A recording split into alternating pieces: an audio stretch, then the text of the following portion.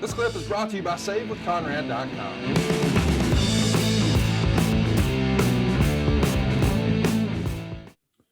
The match gets 2.5 stars, and then we're to a real stinker. Goldberg and Lesnar. You know, when Brock first came into the company, a lot of fans were comparing him rather to Goldberg. Yeah. They would even chant Goldberg's name during some of his early matches. Yeah. So it feels like a dream match that's finally going to happen, but it winds up being more of a nightmare. On the February 23rd episode of Raw, Vince McMahon would name interpromotional singles matches, pitting Lesnar and Goldberg against each other and announcing Austin as the special guest referee. And we're off to the races. We've already talked about how, Brock puts in his notice a few weeks ahead of this. Talk to us about what it was like that day, at the day of WrestleMania. Everybody's got a call time. Do you remember there being some tension in the air, knowing that this is it for both performers? Yeah, of course. They're leaving after today.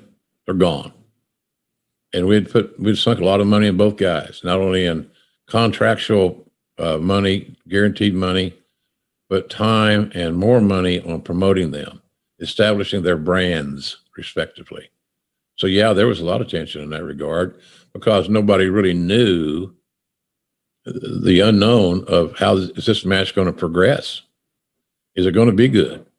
Are they going to, are these guys going to be the athletes that they are? And even though they don't like the plays that are being run, they're still going to take the field and play their ass off.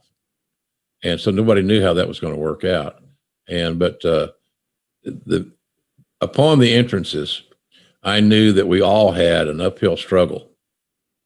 To be honest with you, Conrad, it's just because the crowd didn't like either one of them, and that's the shits. I mean, that's bad, man.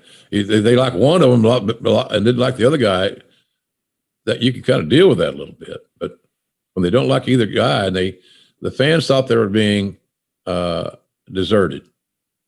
The talents are turning their back on them, and they reacted accordingly. So it's very uncomfortable, and again highlighted by the response that those gentlemen got when they came to the ring in the Garden. But it was a tense day, and I think most people just kind of stayed away from both guys.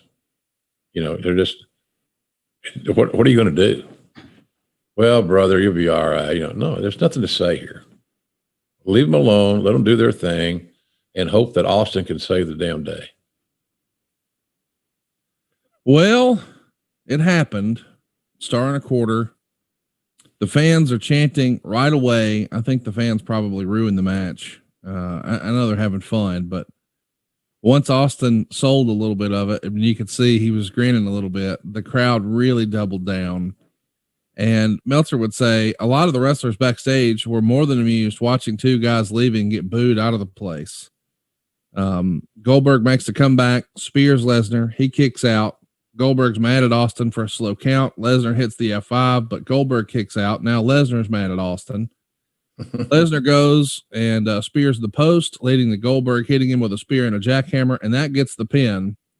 After the match, we see Lesnar flip off the crowd, which Meltzer didn't think was planned.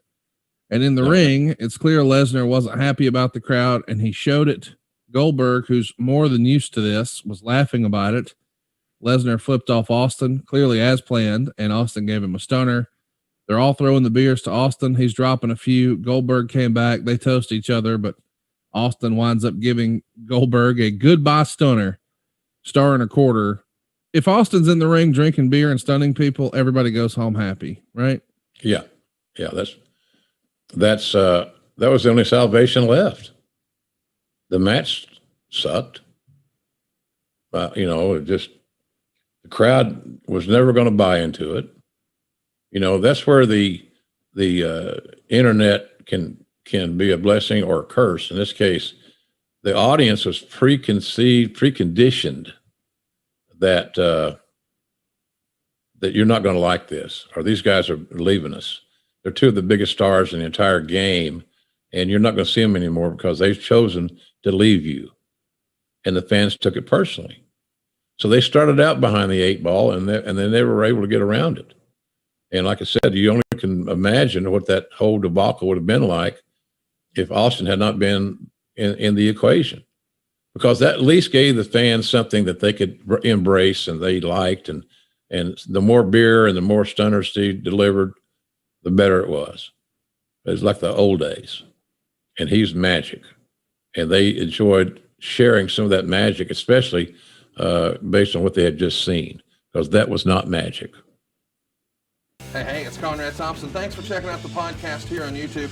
Be sure to hit the subscribe button and the notifications bell so you get a notice anytime we upload some new content.